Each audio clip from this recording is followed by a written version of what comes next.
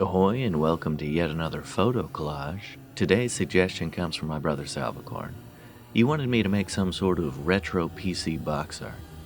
When thinking about it, those old Walmart shovelware games came to mind, so I decided to do something with that. Check the description for a link to my Redbubble shop. Every one of these photo collages can be found there. You can get them on shirts, coffee mugs, art print. You can get it on something there. Check it out, it really helps me keep making these videos. Alright, let's get started. We're going to make a deer hunting people sort of game box, so I add some temp font for inspiration. I understand that sounds more ominous than I intend, but you'll see, keep watching. We then start to bring in some deer heads. The second one has an obscured ear, and since we need it and he's looking right at the camera, we do a quick trick. I copy the left side of the deer and mirror it to the right.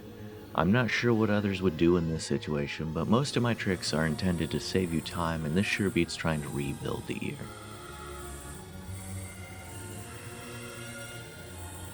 We then start bringing in a couple pictures of hunters for the bodies. No one's really asked me this question, but I thought I'd offer some clarification why so many of these feature animal people. The short answer is it's a lot more fun. It gives us more of a challenge on incorporating a different head to a body, and since we're using royalty-free images, it helps to make the images a little more different than when we found them. Links in the description for some good royalty-free image resources.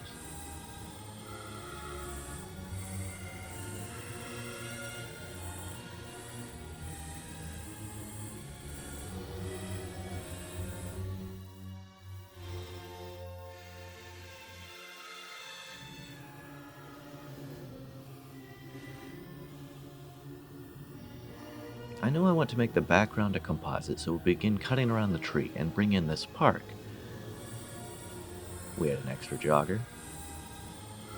We do a bit more to match the color temperature to the tree line.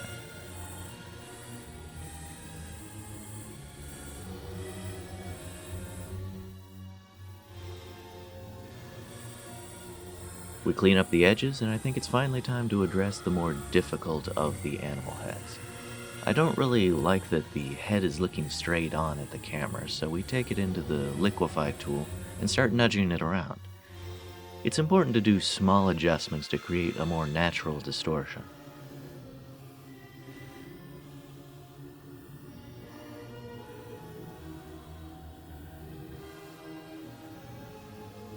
After that, we move the butt of the rifle to the shoulder and clean up the background and edges.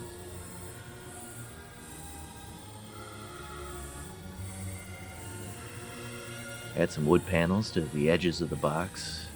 Bring the rifle barrel over the panel and shorten the barrel as well. It's time to play with the fonts. Deluxe goes on a sign pole. The title gets a nice arch to it. We turn the caption into a sort of olive drab patch using a neat stitch style font.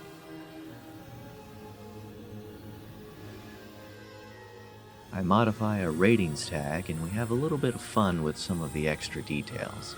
A Linux game for HD DVD, CDs to show us the game includes them. We make up an unimpressive game award for the top left corner, and I put it in this kitschy arcade font. And with that, we're done.